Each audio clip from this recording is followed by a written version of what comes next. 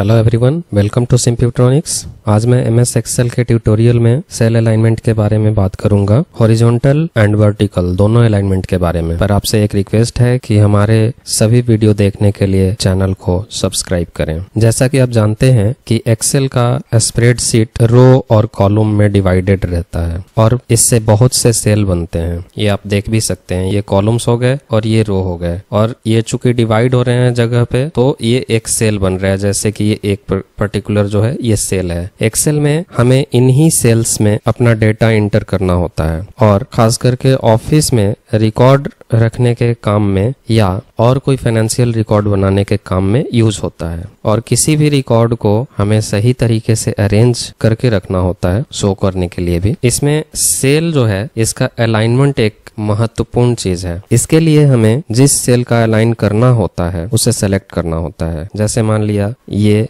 हमने पूरा इतना सेल सेलेक्ट कर लिया हमने। उसके बाद ये होम टैब पर यहाँ पर ये अलाइनमेंट का पूरा ग्रुप है। ये देखेंगे इस ग्रुप का ही नाम दे रखा है अलाइनमेंट। इसमें ये आप देखेंगे हॉरिजॉन्टल अलाइनमेंट के लिए है लेफ्ट, सेंटर और राइट। ये हॉरिजॉन्टल अलाइनमेंट के डायरेक्ट बटन्स हैं। इसके जस्ट ऊपर में ये डायरेक्ट बटन वर्टिकल अलाइनमेंट का है, जिससे टॉप, बॉटम और सेंटर का अलाइनमेंट आप वर्टिकली कर सकते हैं। इसके अलावा ये यहाँ पे देखेंगे ये टेक्स्ट ओरिएंटेशन का डायरेक्ट बटन है। इसको टेक्स्ट डायरेक्शन बदलने के लिए यूज करते हैं। इसमें इस पे क्लिक करने पर ये सब देखेंगे ऑप्शंस हैं, जैसे angle counter clockwise, angle clockwise, vertical text, rotate text up, rotate text down. And इनके अलावा आप अपने हिसाब से भी इनका डायरेक्शन चेंज कर सकते हैं। इसके लिए आप फॉर्मेट सेल अलाइनमेंट इस वाले बटन यानी ऑप्शन को क्लिक करें, या ये अलाइनमेंट टैब जो है, अलाइनमेंट ग्रुप जो है, इस ग्रुप के ये एक्सपैंड बटन जो है इस पे क्लिक करेंगे। इसके बाद आप देखेंगे ये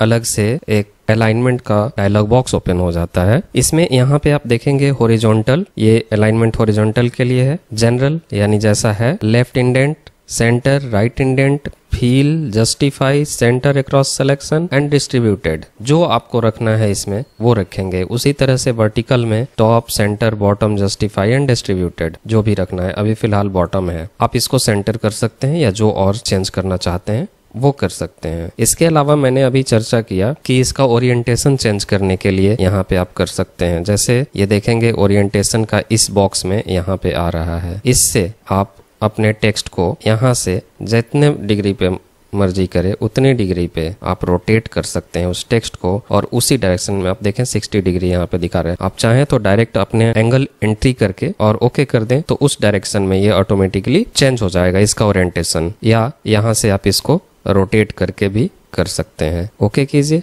ये देखें इसका डायरेक्शन चेंज हो गया। अभी मैं बात कर रहा था यहाँ से क्लिक करके हम वो डायलॉग बॉक्स ओपन किए थे और उसमें जाके हम वो सब ऑप्शन ले रहे थे। और ओरिएंटेशन के लिए हम इस बटन पे भी क्लिक करके कर सकते हैं। इसमें एंगल काउंटर क्लॉक, ये काउंटर क्लॉक है। इसी तरह से एंगल क्लॉकवाइज, ये देखें चेंज हो गया। वर्टिकल टेक्स्ट को वर्टिकली रख दिया, वो पूरा ही 1 by 1 वर्टिकल डायरेक्शन में आ गया। इसी तरह से रोटेट टेक्स्ट अप रोटेट हो गया। इसी तरह से रोटेट टेक्स्ट डाउन, ये डाउन रोटेट हो गया। और फिर वापस आप यहाँ पे फॉर्मेट सेल अलाइनमेंट पे क्लिक करके इसको भी ओपन कर सकते हैं, और इसके हिसाब से आपको जिस डायरेक्शन में रखना हो, जितनी डिग्री पे रखना हो वहां पे आप मूव करें और ओके करें। उस हिसाब से ये आपका चेंज हो जाता है। और अगर ये नहीं रखना चाहते हैं डायरेक्शन, आप सिंपल करना चाहते हैं तो आप इसको स्ट्रेट कर दीजिए यहाँ पे एंड देन ओके, ये 0 डिग्री पे हो गया। इसके बाद आप इसको लेफ्ट, सेंटर, राइट के हिसाब से जो भी करना चाहते हैं, जैसे ये सेंटर, आप देखें रो की हाइट वो ज्यादा है तो